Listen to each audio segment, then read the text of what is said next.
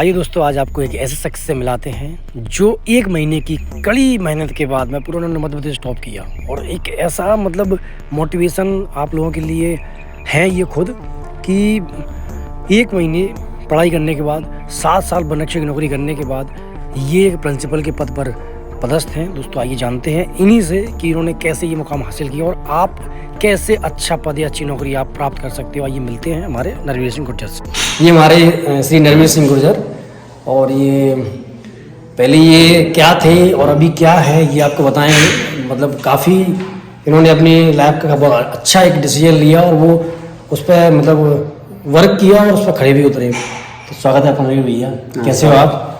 बिल्कुल बच्चे हैं भाई, तो मेरे साथ में ही रहते हैं हम दोनों भाई। 7 साल वन विभाग में हमने साथ में जॉब किया है।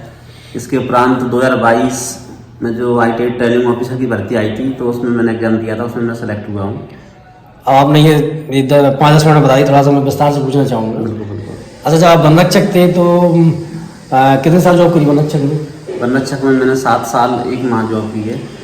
उसके बाद में फिर इतने साल के बाद में मतलब जैसे हम भी हैं, तैयारी की थी, 7-8 साल हो गई लेकिन निकल ना पाए। 7 साल बाद ऐसा मतलब कैसे कि आपने 7 साल बाद वही पढ़ाई जो 7 साल पहले करी थी और उसमें मतलब पास होने के मतलब 7 साल बाद फिर आपने एक ऐसा एग्ज़ाम निकाला जो काफ़ी टफ एग्ज़ाम है और इसका कट ऑफ इतना हाई गया था शायद, और आप मेरिट में थे, तो कैसे वो किया थोड़ा सा बताइएगा। पहले मैंने 2013 में MPSI का एग्ज़ाम निकाला था, उसके बाद मैं फिजिकल में रह गया था।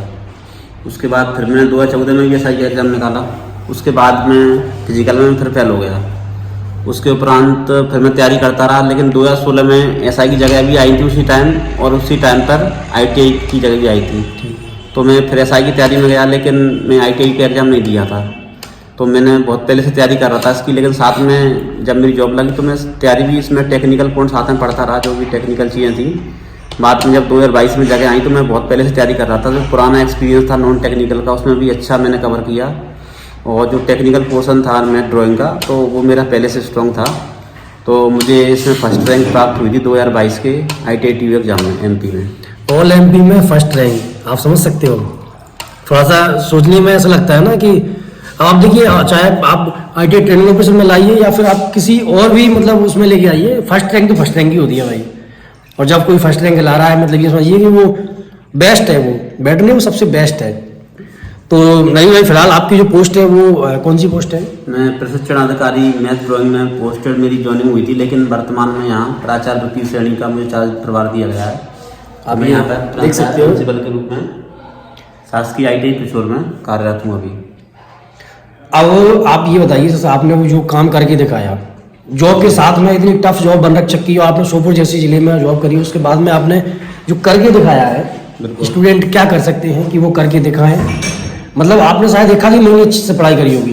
बिल्कुल, उसमें टाइम बहुत कम मिलता है। 1 महीने की पढ़ाई में ऑल मध्य प्रदेश टॉप करना, लेकिन उस 1 महीने के पीछे की पढ़ाई में, उसमें 1 महीने के पीछे जो पढ़ाई करी थी वो बहुत इंपॉर्टेंट थी। फिर भी मैं चाहूँगा कि आप बताइए स्टूडेंट को क्या ऐसा कर सकते हैं जो जैसे MP फॉरेस्ट गार्ड की वैकेंसी है, कांस्टेबल की वैकेंसी, बहुत छोटी छोटी वैकेंसी है, उसके लिए स्टूडेंट जैसे हम बनरक्षक की वैकेंसी को लेते हैं, मान लीजिए 2025 में बनरक्षक की वैकेंसी आना है, ये कन्फर्म है कि वैकेंसी निकलना है, तो छात्र क्या ये देखने में जाता है कट ऑफ कितना जाता है, सिलेबस क्या है। पहले आप अपना जो सिलेबस है उसको उठाइए, उसमें जो टॉपिक दिए हैं सिलेबस के बाद उस टॉपिक को आप कवर करें।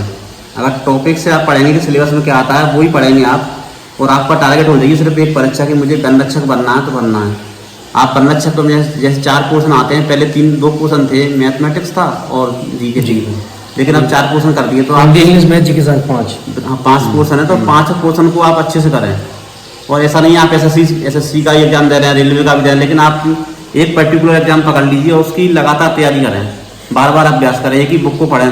10 बुकों से पढ़ने से अच्छा है आप एक बुक को 10 बार पढ़ लें तो आपको याद रहेगी। अच्छा, ये जो बात बोली है रघुवीर सर, ये लगभग जितने भी टॉपर हैं और जितने भी सक्सेसफुल जो हमारे स्टडी या जो एग्जाम निकाला है, सब ने एक बात जरूर मैंने हमें देखी है कि एक बुक बार बार पढ़ना चाहिए।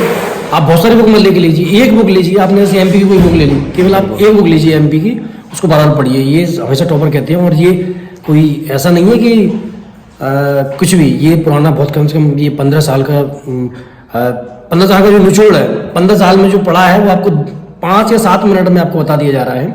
और बहुत इंपॉर्टेंट बात है कि एक बुक को बार बार पढ़िए, चाहे वो कौन सी बुक हो, एक ही मैथ की लीजिए, एक ही जीके की लीजिए, एक ही साइंस की लीजिए, एक ही हिंदी की, एक ही इंग्लिश की। और नवी भाई जैसे अभी 2025 में वैकेंसी आ चुकी है फॉरेस्ट गार्ड की, और जो कांस्टेबल की भी आने वाली है, और भी बहुत सारी वैकेंसी आने वाली हैं।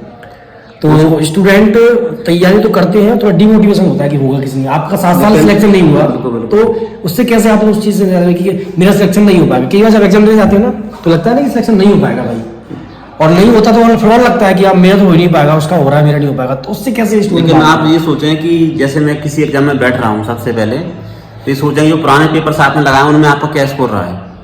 पुराने पेपर्स लगाना, जैसे आप किसी भी एग्जाम की तैयारी कर रहे हैं तो उस एग्जाम के पुराने पेपर्स लगाना बहुत जरूरी है। उनसे अपने आप को मोटिवेट करें, और जो वीडियो देख के डर जाते हैं, कई लोग मैंने देखा सेंटर पर पहुंचेंगे वहाँ वीडियो देख के डर जाएंगे, लेकिन आपको पता नहीं होगा जब आप तैयारी करते हैं, तैयारी करने के बाद एग्जाम बैठेंगे तो कन्फर्म 100% आपका कोई भी एग्जाम निकल जाएगा।